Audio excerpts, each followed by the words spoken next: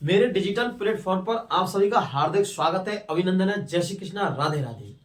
हमारा क्वेश्चन चल रहे थे ऑब्जेक्टिव क्वेश्चन चैप्टर 3 के केमिस्ट्री का, metal and non metal.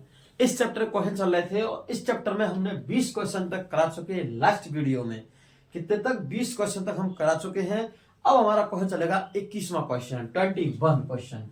20 question हमारे हो चुके हैं। सोल्डर में प्रयुक्त मिश्र धातु है, सोल्डर में प्रयुक्त मिश्र धातु है, तो इसका आंसर आपने देखा है, सोल्डर में प्रयुक्त सीसा प्लस टिन, तो सीसा प्लस टिन मतलब बी ऑप्शन इसका था। अब हम चालू करेंगे 21वां क्वेश्चन। आप वीडियो से नए हैं तो वीडियो को सब्सक्राइब करिए, कमेंट कीजिए और शेयर करो, ठीक है, जिससे और हमें सपोर्ट कीजिए। अब चालू करते हैं 21वां क्वेश्चन।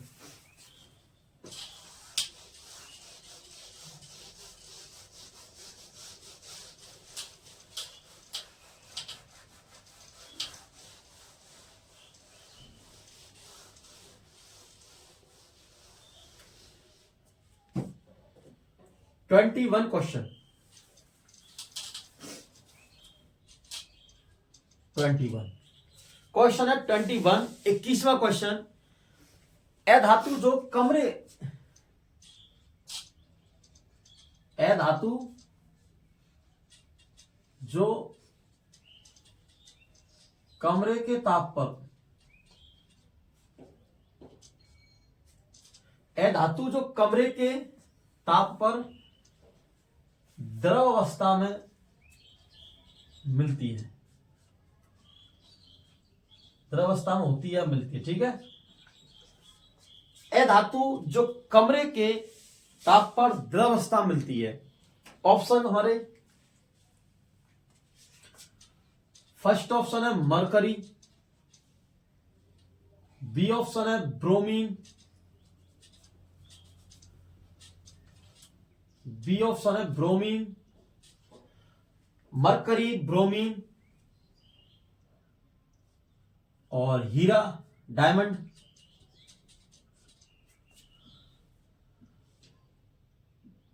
और आयरन Fe डी ऑप्शन में।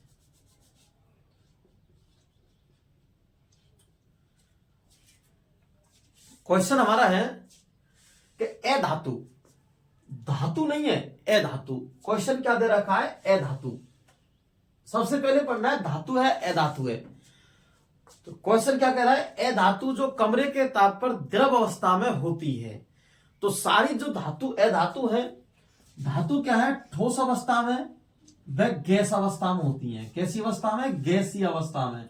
या तो धातु है ठोस अवस्था में होंगी या फिर गैसीय अवस्था में होंगी धातु है। हमारा क्वेश्चन है धातु जो कमरे के ताप पर द्रव अवस्था में, ये अपवाद है, ए धातुओं का एब्सेशन है, मतलब अपवाद है। किसका, ए धातुओं का अपवाद है ये, कि द्रव अवस्था में। क्योंकि जितनी हमारी ठोस धातु होती है, मतलब जितनी हमारी क्या होती है, ए धातु, या तो होती है ठोस अवस्था में या फिर गैस अवस्था में। गैस मतलब ऑक्सीजन, ठीक है, और इसमें ठोस में अपन कहा जाता है हीरा, ठीक है, हीरा, डायमंड। इसमें क्या था, हीरा, डायमंड, ठोस अवस्था में। तो जितनी धातु कैसी होती है, ए धातु, जितनी हमारी होती है ए धातु, वो होती है ठोसीय या गैसीय अवस्था में। लेकिन एक धातु होती है जो कमरे के ताप पर द्रव अवस्था में होती है। कईयों के ऑप्शन में आ रहा होगा Hg, मरकरी।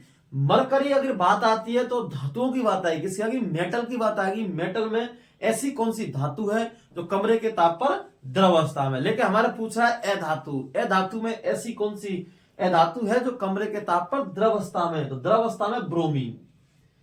आंसर है बी, हमारा आंसर है बी। क्योंकि हीरा, ये Fe, ये क्या है, देखो ब्रोमीनी क्यों हुआ, क्योंकि जो हमारा आयरन है Fe, ये क्या है, धातु है, आयरन, ठीक है, ये ठोस होता है, क्या ठोस, इसकी प्रकृति कैसी होती है, ठोसी प्रकृति की। हीरा, हीरा क्या है, ठोसी है, कठोर है। लेकिन ये कैसी अवस्था मिलता है, ठोस अवस्था मिलता है, कठोर अवस्था में। तो ये भी नहीं हो सकता है। Hg, मरकरी एक द्रव अवस्था में होती है, लेकिन क्या है, ये धातु है, मेटल है, नॉन मेटल नहीं है, तो ये हो सकते नहीं है। तो इसलिए बी आर, ब्रोमीन। तो ऑप्शन में हमारे में बी आर, मतलब B, B R second option, ठीक है। चलते हैं नेक्स्ट क्वेश्चन की ओर।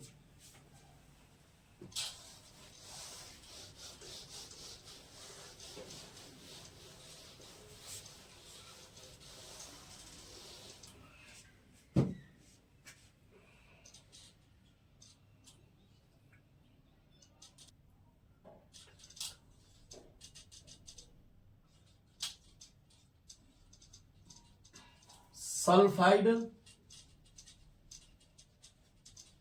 अयस्कों से, क्या है क्वेश्चन हमारा, सल्फाइड अयस्कों से धातु ऑक्साइड प्राप्त करने के लिए से धातु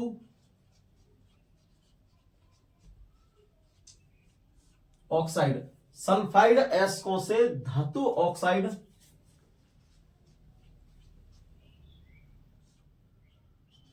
प्राप्त करने के लिए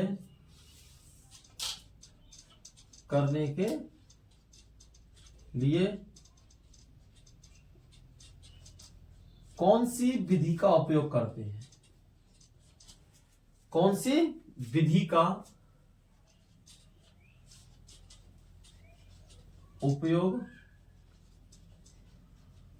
करते हैं। क्वेश्चन क्या कह रहा है हमारा, सल्फाइड अयस्कों से धातु ऑक्साइड प्राप्त करने के लिए कौन सी विधि का उपयोग करते हैं। ऑप्शन है हमारे, first option version, second option है हमारा निस्तापन, सी ऑप्शन है हमारा भर्जन निस्तापन, और सी ऑप्शन है हमारा संक्षारण, और डी ऑप्शन है हमारा थर्मट प्रक्रम,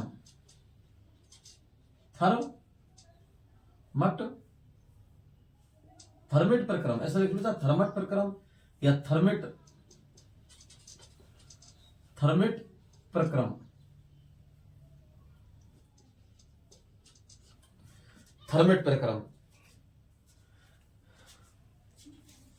भर्जन निस्तापन या संक्षारण या थर्मिट प्रक्रम ऑप्शन में, ठीक है। तो इनमें से सल्फाइड अयस्कों से धातु ऑक्साइड प्राप्त करने के लिए कौन सी विधि का उपयोग हम करते हैं। धातु ऑक्साइड प्राप्त करने के लिए कौन सी विधि उपयोग करते हैं, क्या करते हैं, कौन सी विधि उपयोग करते हैं। ऑप्शन है भर्जन निस्तापन संक्षारण थर्मट। तो फिर हम एक एक ऑप्शन को देखते हैं हमारा कौन सा आंसर सही है। तो हम देखते हैं सल्फाइड अयस्कों की। तो जब हम सल्फाइड अयस्कों की अभिक्रिया, किसकी अभिक्रिया, सल्फाइड अयस्कों की अवस्थियां, क्या सल्फाइड अयस्कों की अभिक्रिया के साथ कराते हैं, वायु के साथ कराते हैं, तो हमें धातु ऑक्साइड प्राप्त होता है और धातु ऑक्साइड प्लस SO2 गैस प्राप्त होती है। क्या होती है, SO2 गैस प्राप्त होती है। इस प्रक्रिया को कहते हैं हम भर्जन। क्या कहते हैं, भर्जन। देखो हम रिएक्शन देखते हैं इसकी, ZnS प्लस में 3O2 प्लस अधिक ताप पर अभिक्रिया करा रहे हैं इसकी, क्या करा रहे हैं, अधिक ताप पर। तो हमें प्राप्त हो रहा है ZnO 2ZnO zinc oxide plus 2SO2 gas, ठीक है। ये क्या है, जिंक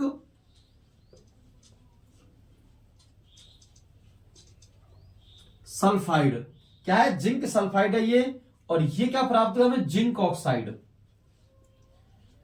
जिंक ऑक्साइड प्राप्त हुआ हमें, क्या प्राप्त हुआ, जिंक ऑक्साइड। जिंक सल्फाइड अभी कराएंगे किसकी, वायु की उपस्थिति में जिंक ऑक्साइड प्राप्त होगा। जिंक ऑक्साइड मतलब धातु ऑक्साइड है ये, क्या है ये, धातु ऑक्साइड प्राप्त हुआ। तो हमारा क्वेश्चन कह रहा है सल्फाइड अयस्कों से धातु ऑक्साइड प्राप्त करने के लिए हम कौन सी विधि का उपयोग करते हैं। तो कौन सी करते हैं, भर्जन विधि का। क्या करते हैं, भर्जन। किसका उपयोग करते हैं, भर्जन विधि का उपयोग करते हैं। अब हम देखते हैं निस्तापन। निस्तापन में क्या होता है, निस्तापन क्या होता है, निस्तापन में क्या होता है, निस्तापन क्या है, कार्बोनेट अयस्क है। क्या है, कार्बोनेट अयस्क की अभिक्रिया, किसके, कार्बोनेट अयस्क की अभिक्रिया हम वायु के साथ कराते हैं। किस साथ कराते हैं, वायु के साथ कराते हैं। तो हमें धातु ऑक्साइड प्राप्त होती है और CO2 गैस, कौन सी होती है, CO2 गैस प्राप्त होती है। इसे कहते हैं हम निस्तापन। क्या कहते हैं, निस्तापन, ठीक है। कार्बोनेट अयस्क की अभिक्रिया, ये क्या है, जिंक कार्बोनेट है। क्या है ये, जिंक कार्बोनेट। क्या है, जिंक कार्बोनेट की अभिक्रिया हम अधिक ताप पर कराते हैं। क्या कराते हैं, जिंक कार्बोनेट की अभिक्रिया अधिक ताप पर कराते हैं। तो ZnO प्लस 2CO2 क्या है 2CO2। अभिक्रिया जब संतुलित करते हैं हम तो 3O कितना है यहां पर 3, यहां पर O कितने हैं 3 दूनी 6। यहां देखते हैं कि हमारा Zn कितना है 1, Zn भी है कितना है 1 है 1। फिर उसके बाद में ऑक्सीजन देखते हैं, ऑक्सीजन कितनी है हमारी यहां पर 3, यहां ऑक्सीजन कितनी है 3 और ये 2 और 2 और 2 कितनी हुई 4 4 हुई। तो इसको हम 2 को हटा देंगे, इसमें से क्या हटा देंगे 2 को।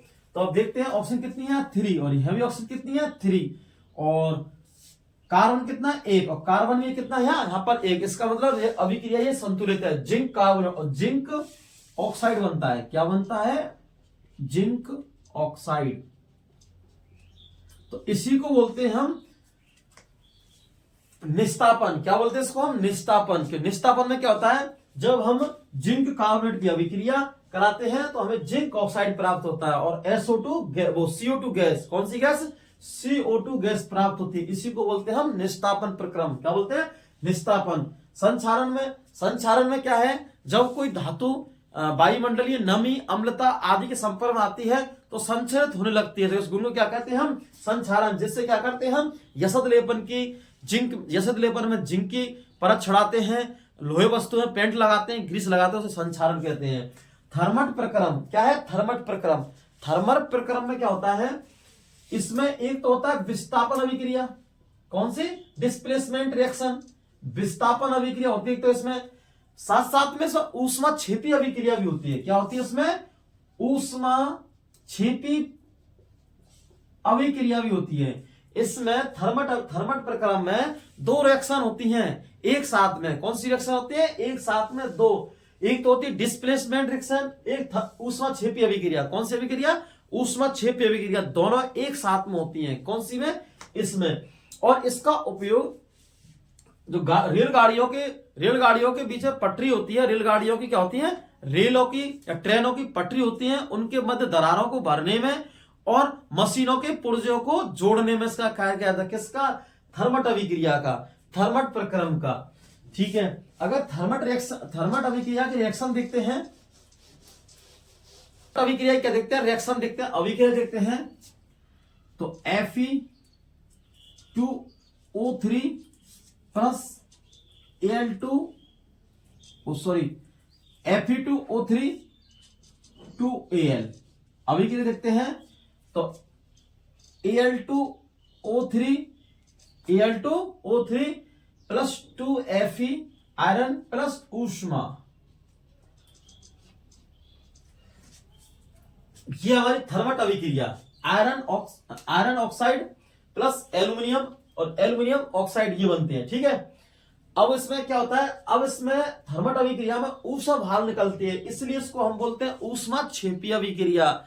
क्या बोलते हैं ऊष्मा क्षेपी अभिक्रिया। और एल्यूमिनियम ने आयरन की जगह ले ली है। किसकी ले ली है एल्यूमिनियम ने आयरन की जगह ले चुका है। क्या ले चुका है जगह ले चुका है, इसलिए इसको विस्थापन अभिक्रिया बोलते हैं। क्योंकि एक अधिक क्रियाशील तत्व कम क्रियाशील तत्व को क्या करता है विस्थापित करता है, इसलिए इसको डिस्प्लेसमेंट रिएक्शन बोलते हैं। क्या बोलते हैं इसको डिस्प्लेसमेंट रिएक्शन। तो जो हमारी होता है थर्मट अभिक्रिया, क्या होती है थर्मट अभिक्रिया, इसमें डिस्प्लेसमेंट रिएक्शन भी होती है, ऊष्माक्षेपी भी अभिक्रिया होती है, विस्थापन अभिक्रिया भी होती है, ऊष्माक्षेपी दोनों अभिक्रिया एक साथ में होती हैं। और रेलों की पटरियों के बीच में दरारों को भरने में दरारों को जोड़ने में और मशीनों के पुर्जों को जोड़ने में इसका उपयोग किया जाता है। किसका थर्मट अभिक्रिया का। विस्थापन अभिक्रिया कैसे हुई तो विस्थापन अभिक्रिया ने एल्यूमिनियम ने आयरन को हटा दिया। क्या है आयरन को हटा दिया और इसकी जगह खुद जुड़ गया। क्या जुड़ गया खुद जुड़ गया। इसलिए तो Fe2O3 प्लस 2Al और एल्यूमिनियम Lu2O3 2F क्या कर दिया इसको Fe को बाहर निकाल दिया और उसमें ऊष्मा भी बन रही है। क्या बन रही है ऊष्मा बाहर निकल रही है। ठीक है। क्या निकल रही है ऊष्मा भी बाहर निकल रही है, इसलिए क्या बोलते हैं इसको हम उस विस्थापन अभिक्रिया। और ऊष्मा के कारण क्या कहते हैं इसको ऊष्मा क्षेपी अभिक्रिया। ठीक है। तो इसका आंसर भर्जन हुआ है। क्या हुआ भर्जन, क्योंकि भर्जन में क्या होता है भर्जन में क्या होता है, जब सल्फाइड एस की अभिक्रिया ऑक्सीजन की उपस्थिति में या वायु की उपस्थिति में कराते हैं तो धातु ऑक्साइड या ऑक्साइड प्राप्त होती है। क्या होती है, ऑक्साइड प्राप्त होती है, SO2 गैस मतलब सल्फर गैस प्राप्त होती है। ठीक है, SO2 प्राप्त होता है हमें तो इस प्रक्रम में। तो इसलिए क्या आंसर है इसमें, ए, भर्जन अभिक्रिया।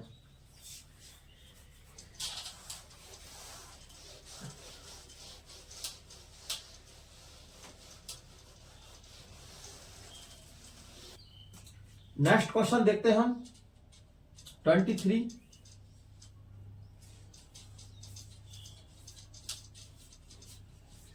कार्बोनेट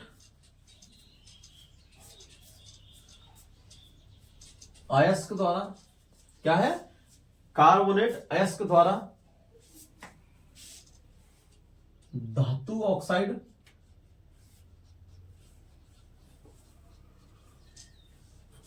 कार्बोनेट अयस्क द्वारा धातु ऑक्साइड, कार्बोनेट अयस्क द्वारा धातु ऑक्साइड, क्या है, धातु ऑक्साइड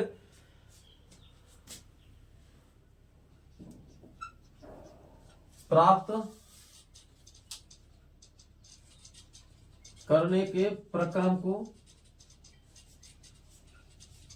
कहते हैं। कार्बोनेट अयस्क द्वारा, किसके द्वारा, कार्बोनेट अयस्क द्वारा धातु ऑक्साइड प्राप्त करने के प्रक्रम को कहते हैं। ऑप्शन फर्स्ट में हमारा भर्जन, सेकंड में निस्तापन, भर्जन निस्तापन, और सी में है हमारा संक्षारण, और डी में हमारा थर्मट प्रक्रम।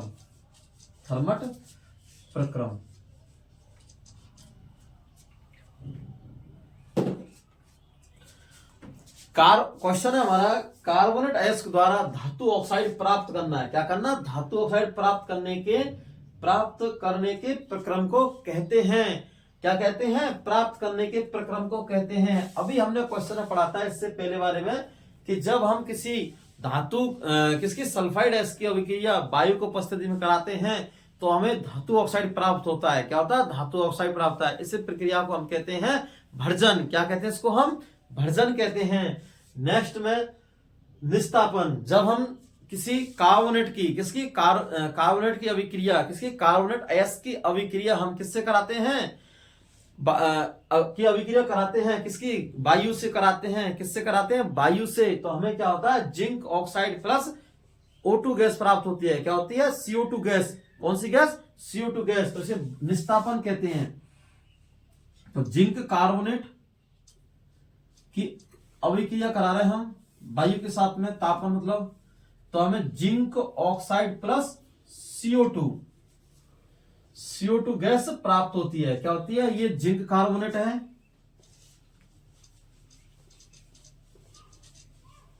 क्या है, ये जिंक कार्बोनेट है। और किससे भी करा रहे हैं, इसके भी करा रहे हैं हम जिंक ऑक्साइड से। किससे, जिंक ऑक्साइड से।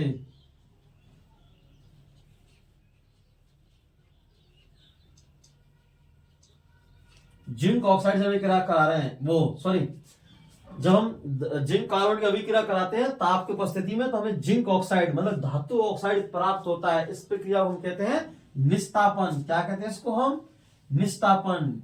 ठीक है, ये हो गया हमारा। और कौन सी गैस होती है, CO2 गैस हमें प्राप्त होती है। कौन सी, CO2 कार्बन डाइऑक्साइड गैस प्राप्त होती है। ठीक है, नेक्स्ट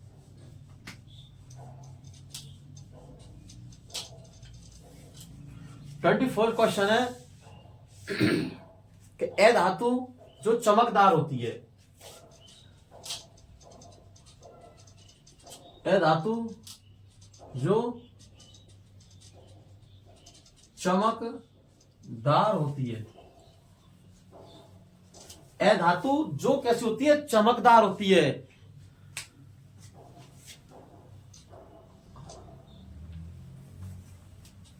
सीजियम,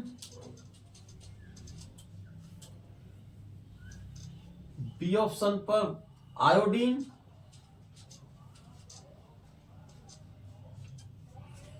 सीजियम आयोडीन,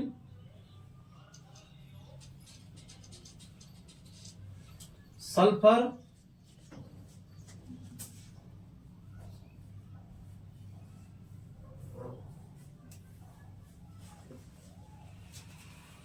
और डी ऑप्शन पे हमारे पास फास्फोरस। क्या है? Phosphorus. Caesium iodine, sulphur, phosphorus, 4 हमारे पास हैं ऑप्शन में। अब देखो ए धातु जो कैसी होती है? चमकदार। क्या होती है? चमकदार। धातुओं में अगर ए धातु की, धातुओं की बात करें, धातुओं में चमक पाई जाती है। क्या पाई जाती है? धातुओं में तो चमक पाई जाती है। जितनी हमारी धातु है उनमें क्या पाई जाती है? चमक पाई जाती है। चमक पाई जाती है। ठीक है, क्या पाई जाती है? चमक पाई जाती है धातुओं में। लेकिन अगर ए धातु की बात बताएं हम, अगर ए धातु गुण के बारे में पढ़ें तो ए धातुओं में चमक नहीं पाई जाती है। चमक नहीं पाई जाती है। नहीं पाई जाती है। किसमें? ए धातु में। ए धातु में चमक नहीं पाई जाती है। क्या नहीं पाई जाती है? ए धातुओं में चमक नहीं पाई जाती है। बाकी की हमारी धातु में क्या पाती है? चमक। धातुओं की बात हो, धातुओं में चमक पाई जाती है, लेकिन ए धातुओं में चमक नहीं पाई जाती है। तो इसके अपवाद होते हैं। एक तो होता है आयोडीन। क्या होता है? आयोडीन, जिसमें चमक पाई जाती है। या आयोडीन कैसी है? ए धातु है लेकिन चमकदार होती है, आयोडीन। और एक होता है हमारा हीरा, डायमंड। क्या होता है? हीरा, डायमंड। ये क्या होती है? ए धातु होने के बाद भी इसमें चमक पाई जाती है। क्या पाई जाती है? चमक। ये धातुओं की तरह गुण दर्शाते हैं, मतलब धातुओं में चमक पाई जाती है। तो आयोडीन और हीरा। ऑप्शन में हमारे में क्या है? आयोडीन।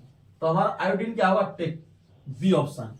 सीजियम जो द्रव अवस्था में हथेली पर रखने पर पिघल जाती है, क्योंकि गलनांक क्वथनांक कम होता है। ठीक है, ये तो आयोडीन क्या है? आयोडीन। तो आयोडीन और हीरा। हीरा हमारा ऑप्शन नहीं है, आयोडीन हमारे ऑप्शन में, इसलिए आयोडीन टिक सही है। 25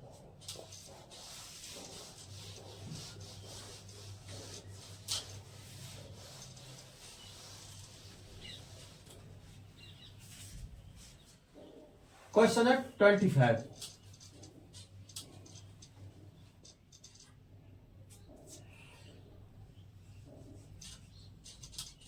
आयनिक यौगिक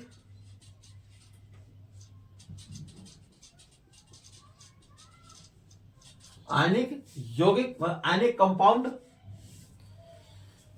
आयनिक यौगिक निम्न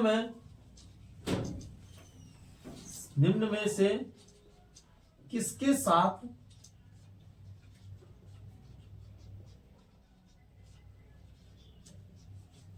घुलनशील होते हैं? आयनिक यौगिक निम्न में से किसके साथ घुलनशील होते हैं? क्या होते हैं? घुलनशील होते हैं। आयनिक यौगिक निम्न में से किसके साथ कैसे होते हैं? घुलनशील होते हैं। तो किसके साथ होते हैं? डीजल, भारी वाहनों में उपयोग ईंधन के रूप में उपयोग लेते हैं किसका? डीजल का। पेट्रोल, ये भी ईंधन के रूप में लेते हैं, पेट्रोल। सी ऑप्शन पर जल। क्या ऑप्शन है? जल। और डी ऑप्शन पे केरोसिन। क्या ऑप्शन पे? केरोसिन। डीजल, पेट्रोल, जल और केरोसिन ऑप्शन हमारे। आयनिक यौगिक निम्न से किसके साथ घुलनशील होते हैं? घुलनशील मतलब घुलते हैं किसके साथ में? अब देखो ऑप्शन में डीजल, पेट्रोल, जल, केरोसिन, आयनिक यौगिक। देखो आयनिक यौगिक होते हैं, आयनिक यौगिक सबसे पहले बोलते किसे हैं? किसे कहते हैं? आयनिक यौगिक। या आयनिक यौगिक क्या होता है?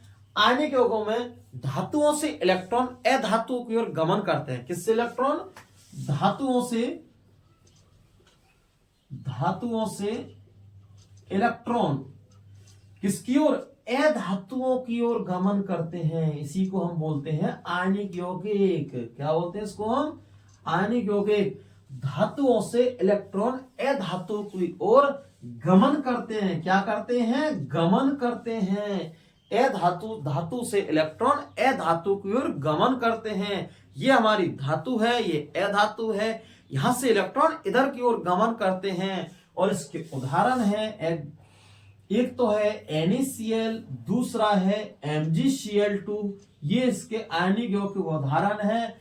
NaCl और MgCl2 क्या उदाहरण है? NaCl और MgCl2 दो उदाहरण है इसके। MgCl आयनों का कैसे स्थानांतर होता है या फिर कैसे गमन होता है वो देखिए। क्योंकि जो हमारे सोडियम है, क्या है? सोडियम। सोडियम के पास एक आयन है, मतलब इसके पास इलेक्ट्रॉन एक है, ठीक है। इलेक्ट्रॉनों का धातुओं से इलेक्ट्रॉन या आयनों का क्या होता है? गमन। इलेक्ट्रॉनों का धातु से इलेक्ट्रॉन अधातु को गमन होते हैं, ठीक है, इलेक्ट्रॉन के रूप में, ठीक है। इसके बाद में क्लोरीन, क्योंकि हम NaCl की बात कर रहे हैं, क्योंकि NaCl है वो टूटता है Na+Cl- में। किसमें? Na+Cl- में, दो आयनों में टूटता है, इसलिए इसके इलेक्ट्रॉन इस पर स्थानांतर होते हैं। अब देखो NaCl में क्या होता है? इसके पास होते हैं 7, चिन्ह दूसरा बना दें इलेक्ट्रॉनों का, जिससे पहचानने में कंफ्यूज ना हो। 7 इलेक्ट्रॉन, क्या है? 7। और अष्टक को पूरा करने के लिए हमें 8 इलेक्ट्रॉन की क्या पड़ती है? आवश्यकता। तो ये अपना इलेक्ट्रॉन इस क्लोरीन को दे देगा। किसको देगा? क्लोरीन को दे देगा। तो ये होगा दाता, ये होगा ग्राही, ठीक है। तो फिर Na+Cl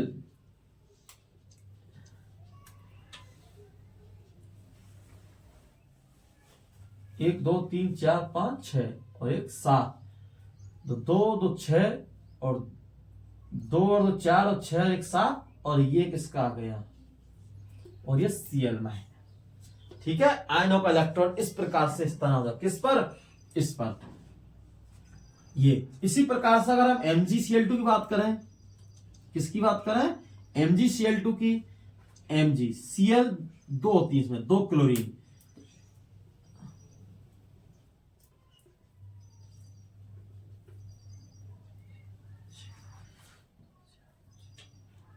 और 7, इसी प्रकार से इसमें 6 7। इसके पास 2 आयन होते हैं, एक Cl को दे देगा और एक किसको देगा? इस Cl को। तो ये बनेगा हमारे पास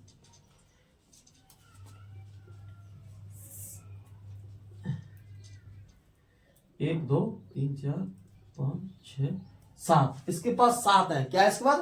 7 है। और ये फिर इसको और हॉल्टवाइज, मतलब एक Cl का है, हमारे पास 2 Cl है, तो 2 Cl का हॉल्टवाइज, ठीक है। तो इस प्रकार इनके आयनों का क्या होता है? इलेक्ट्रॉन का स्थानांतर होता है धातु से इलेक्ट्रॉनों का अधातु की ओर गमन। इसे कहते हैं आयनिक यौगिक। क्या कहते हैं इससे? आयनिक यौगिक कहते हैं। ये आपने देख लिया किस प्रकार से होता है।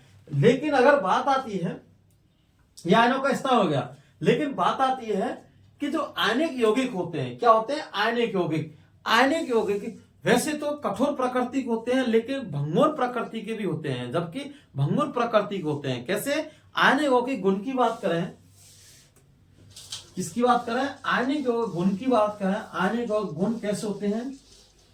तो सबसे पहले भौतिक प्रकृति, भौतिक गुण। पहला है आयनिक यौगिक गुण। इस आयनिक यौगिकों के गुण। अगर आयनिक यौगिक गुण की बात करें, सबसे भौतिक प्रकृति, भौतिक प्रकृति। तो भौतिक प्रकृति में आयनिक कठोर होते हैं। क्या होते हैं? कठोर। लेकिन भंगुर प्रकृति के भी होते हैं। आयनिक कैसे होते हैं? कठोर। लेकिन भंगुर प्रकृति के होते हैं। कैसे होते हैं? भंगुर। भंगुर मतलब टूट जाना। क्या होना? टूट जाना। जैसे आयनिक यौगिक कैसे होते हैं? कठोर होते हैं, लेकिन भंगुर प्रकृति के होते हैं, टुकड़े टुकड़े में टूट जाना। जैसे हमारा नमक होता है क्रिस्टलीय अवस्था में, ये आयन और ठोस है, कैसा है, ठोस है या कठोर है, लेकिन इसको हम नमक के हम पटकेंगे नीचे जमीन पर, नमक को हम ऊंचाई से गिराएंगे जमीन पर नीचे की ओर, तो छोटे छोटे टुकड़ों में आसानी से टूट जाता है। ठीक है आयन। दूसरी अगर बात आती है गलनांक व क्वथनांक की, गलनांक व क्वथनांक,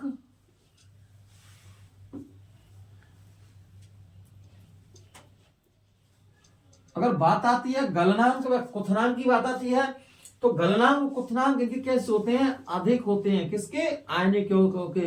क्या होते हैं, गलनांक व क्वथनांक आयनिक यौगिकों के क्या होते हैं, अधिक होते हैं। क्या होते हैं, अधिक होते हैं, क्योंकि इनके मध्य अंतरा आणविक आकर्षण बल पाया जाता है। कौन सा बल, क्योंकि आयनिक यौगिकों के गलनांक व क्वथनांक क्या होते हैं, अधिक होते हैं। क्या होते हैं, अधिक, क्योंकि इनके मध्य अंतरा आणविक आकर्षण बल पाया जाता है। कैसा, अंतरा आणविक आकर्षण बल मिलता है। इसलिए कौन सा बल, अंतरा आणविक आकर्षण बल मिलता है। कौन सा बल मिलता है, अंतरा आणविक आकर्षण बल मिलता है। किसमें, आयनिक यौगिकों में, क्योंकि अंतरा आणविक आकर्षण बल मिलता है। इसके कारण कैसे होते हैं ये कठोर, इनका गलनांक क्वथनांक क्या होता है, अधिक होता है। क्या होता है, गलनांक व क्वथनांक अधिक होता है। किसका, आयनिक यौगिकों का। अगर बात करें जल में विलय, थर्ड पॉइंट है हमारा, जल में विलय की बात करें, जल में विलय, तो आयनिक यौगिक जल में आसानी से विलय हो जाते हैं। कैसे होते हैं, जल में आसानी से, जल में जल में आसानी से क्या होते हैं, विलय, मतलब घुल जाते हैं। ऐसा क्यों, ऐसा इसलिए होता है क्योंकि जो हमारे आयनिक यौगिक होते हैं, क्या होते हैं, आयनिक यौगिक, मैं थोड़ा रफ इसको साफ कर रहा हूं,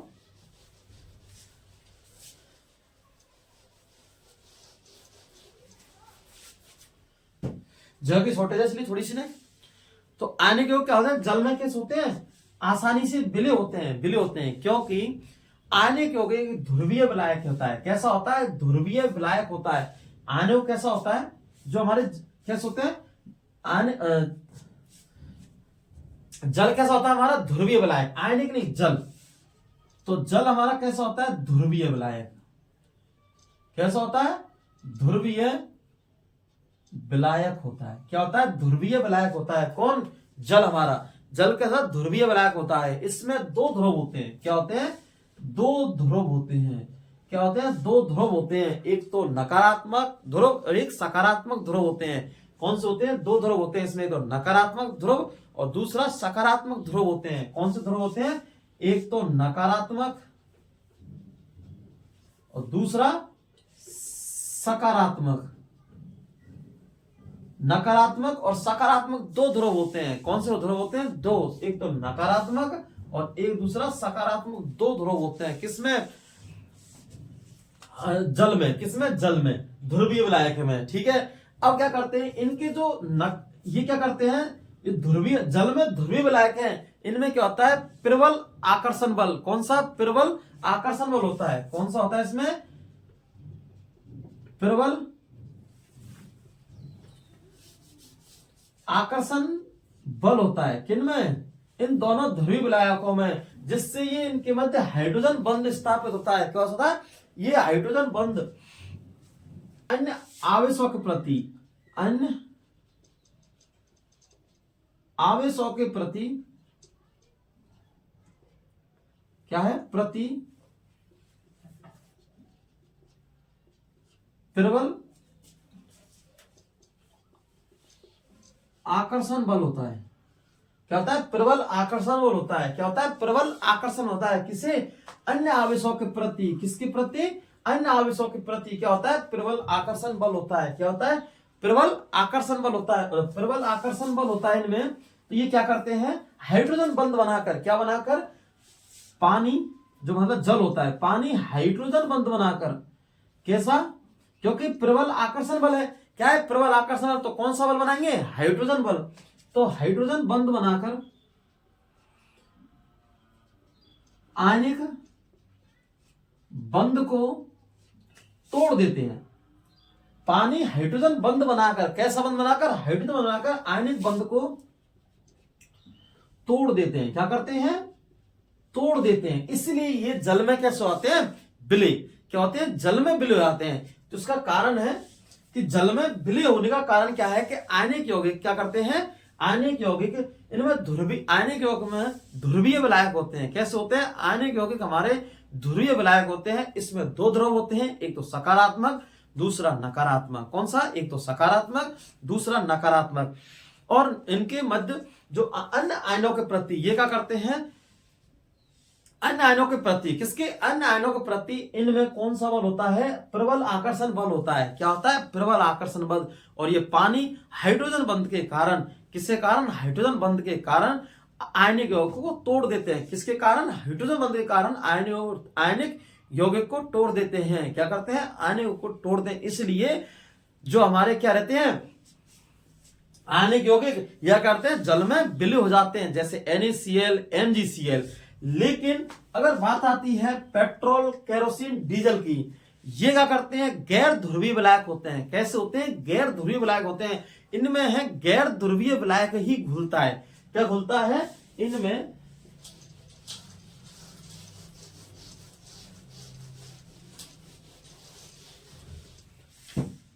बात आती है क्या जी, क्या होते हैं, केरोसिन, पेट्रोल। क्या होते हैं, केरोसिन, पेट्रोल होते हैं। ये कैसे होते हैं, गैर ध्रुवीय विलायक। कैसे होते हैं, गैर ध्रुवीय विलायक होते हैं। और इनमें गैर ध्रुवीय विलायक ही विलय होते हैं। क्या होते हैं, इनमें गैर ध्रुवीय विलायक ही विलय होते हैं। कैसे होते हैं, गैर ध्रुवीय विलायक ही इन्हें विलय होते हैं। और जल कैसा हमारा, ध्रुवीय विलायक है। इसलिए ध्रुवीय विलायक में गैर ध्रुवीय विलायक कैसे नहीं होंगे, विलय नहीं होंगे। इसलिए जो आयनिक यौगिक में आयनिक यौगिक होते हैं, खाली जल में ही कैसे होते हैं, विलय। क्योंकि आयनिक यौगिक जल में, आयनिक यौगिक होते हैं, आयनिक यौगिकों को जल का हाइड्रोजन बंध तोड़ देता है। क्या तोड़ता है, हाइड्रोजन बंध उसको, आयनिक यौगिक को तोड़ देता है। ठीक है, तो आंसर हमारा हुआ ऑप्शन में जल, पानी। ठीक है, जल, पानी और वाटर, सी ऑप्शन। अब इसको मैं लिखा रहा हूं कि आयनिक यौगिकों में ऐसा क्या होता है जो आयनिक यौगिक जल में घुलनशील होते हैं। इसको लिखा रहा हूं मैं,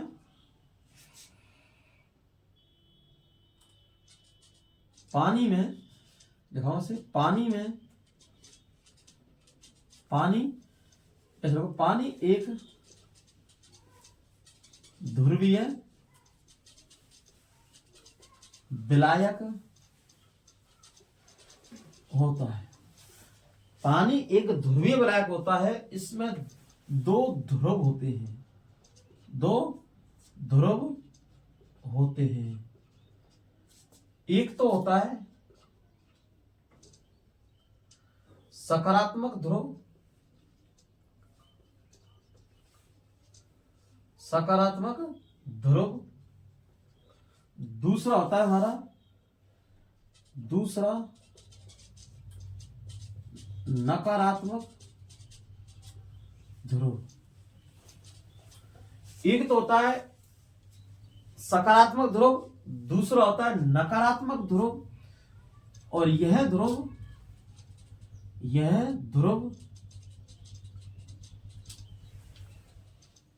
अन्य आयनिकों के प्रति, अन्य आयनिकों के प्रति प्रबल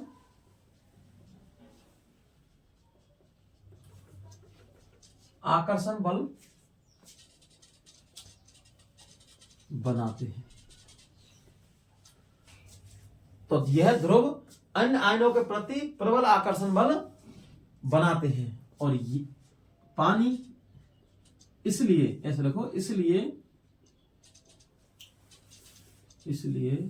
पानी हाइड्रोजन बंध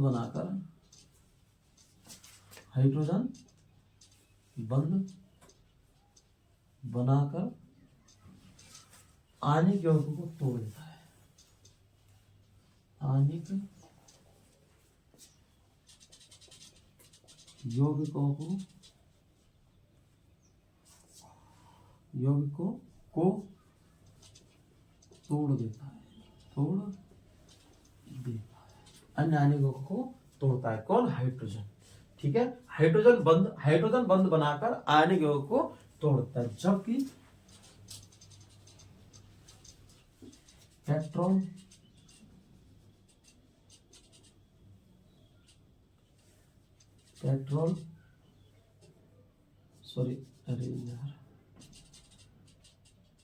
पेट्रोल डीजल आदि गैर ध्रुवीय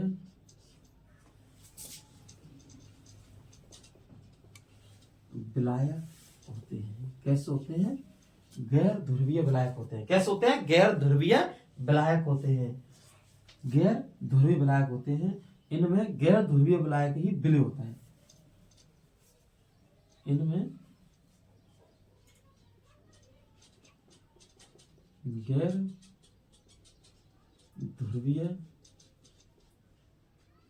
विलायक ही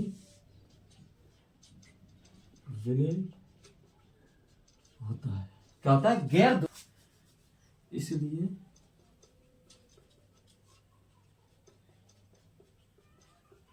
आणविक यौगिक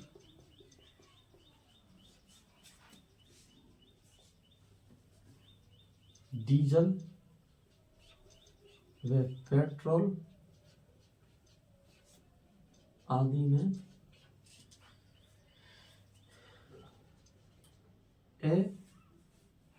घुलनशील